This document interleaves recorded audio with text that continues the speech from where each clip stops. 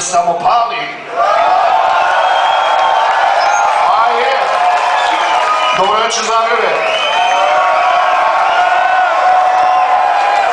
Eto nas kod vas. Prvi put. A je. Probili smo led, eto nas. Ne bi ja puno pričao i davio, nastavit ćemo o ljubavnim pesmama koje inače sviramo. Mi smo band Novog Sada, Pero de Fornero, večeras za vas.